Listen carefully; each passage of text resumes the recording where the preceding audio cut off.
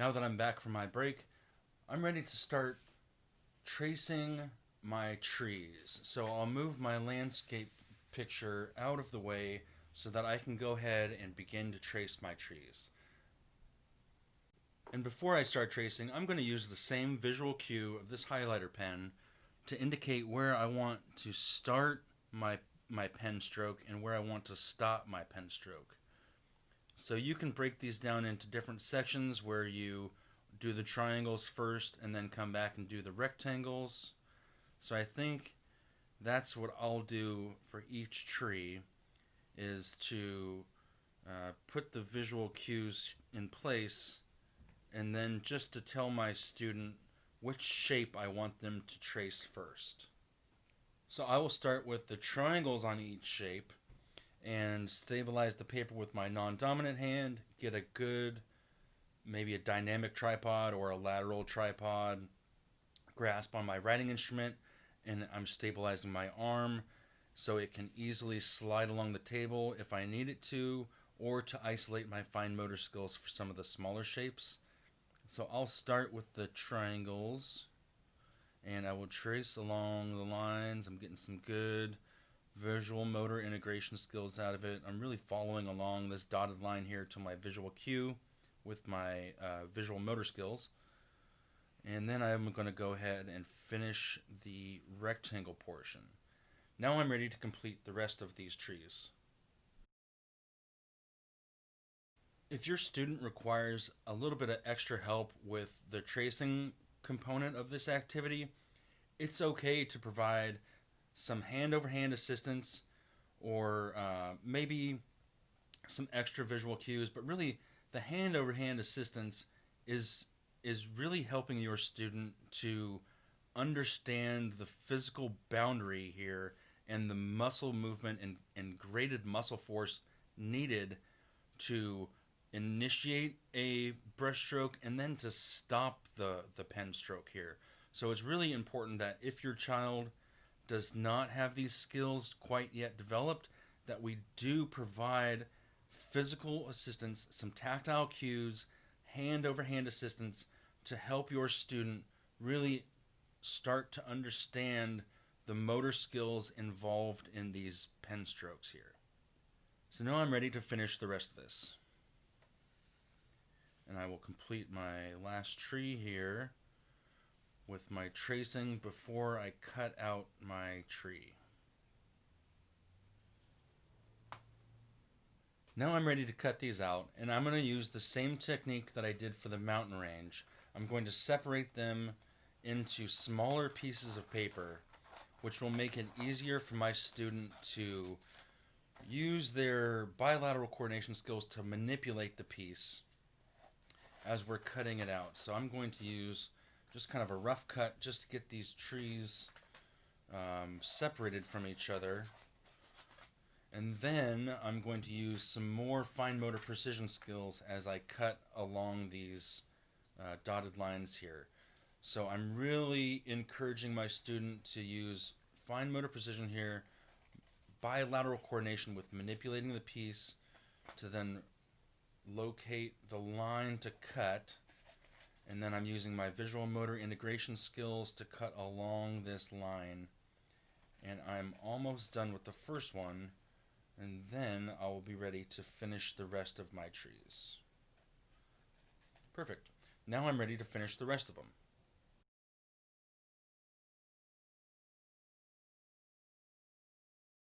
Now that I have my shapes cut out for the trees, I'm ready to start coloring them in. So I'll use just a green crayon here to color in the triangles, stabilizing it with my non-dominant hand as I isolate my fine motor skills with this limited area, the limited surface area. So I'm really encouraged to use my fine motor skills to complete the coloring. I'm going to just do all of these tree tops first before I move into the tree trunk portion. Small surface area equals increase in fine motor skills. I'm almost done with this tree top. maybe this one looks a little different here. Maybe it's not quite as green. Maybe part of it got struck by lightning and just naturally kind of turning brown a little bit.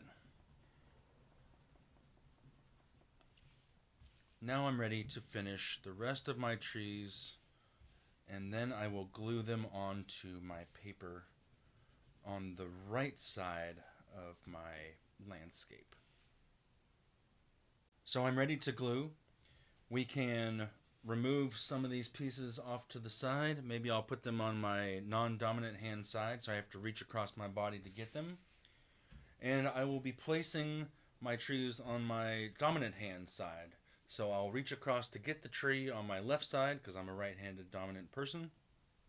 Reach across the tree, across the midline of my body to get the trees on my left, and then I will place them on the right side of this paper here. Here's my glue stick, and I will begin to glue them on in any way that you want to kind of orient them is going to be a good way, so long as we have the tree tops pointing up. So this would be a good time to start introducing maybe a little spatial orientation skill to this activity. We want to make sure that we are tree tops pointing up. Now I'm ready to finish the rest of it.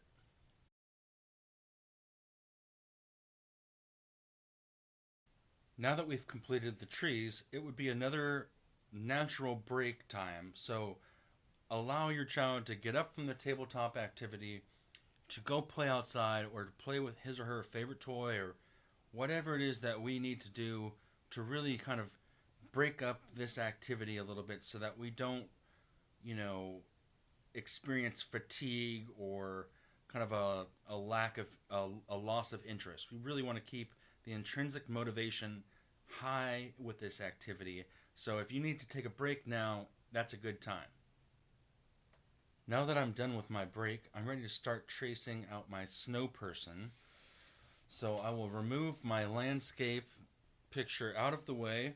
I will get my snow person tracing sheet, and then I will go ahead and do the same technique that I was using before with my mountain range, my house, and my trees, by offering a visual cue. And maybe for the circle, we want to have a couple more visual cues along the way, because these rounded shapes here, we really want to make sure that we're staying within our ascending and descending arc lines. We don't want to go too far outside. We want to maintain a nice small margin of error. So I'll put these visual cues a little bit more frequently around my snow person. And then for the top hat here, this is going to require maybe some adult cutting right here, or if your child is really proficient with scissor skills, then they can cut out this part. But for this purpose, I'm also going to add the visual cues here on each transition from either vertical to horizontal, or from vertical to horizontal here. Now I'm ready to go ahead and trace out my shapes. After tracing my shapes, I'm ready to cut out my snow person pieces. And much like my other pieces of paper, I will just roughly cut these pieces out so that I have a little bit more of a firm piece of paper to work with, so that I'm not having to navigate around all of these different shapes here with a lot of precision. So I just kind of remove portions of this. If your child requires a little assistance to do this part, that's okay. You can kind of prepare the activity ahead of time. After they trace, you'll just maybe have them, take a little break, and then you can cut out these pieces for them, so that we can then offer them one piece at a time to cut out with a little bit more precision. So I'm almost done here with my rough cut, and then after I've completed this, I will go ahead and cut out these shapes with a little bit more precision, which I'm ready to do now.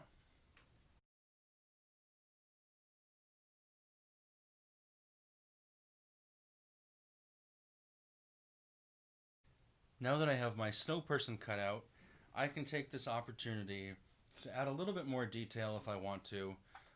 For the sake of this activity, I think I'm going to give this snow person a black tie, a black bow tie. So I'm going to color in my bow tie with this marker. And then I'm also going to use this marker for coloring in the top hat. So this snow person will be wearing a black top hat with a black bow tie. This seems like a very formal affair here in the winter. And once I have that completed, then I'm ready to sequence the construction of my snow person, starting with the piece on the bottom with the big circle, then moving to the medium circle, then placing the small circle on top, followed by the top hat, the bow tie, and then the two arms. Now I'm ready to begin gluing them onto my paper.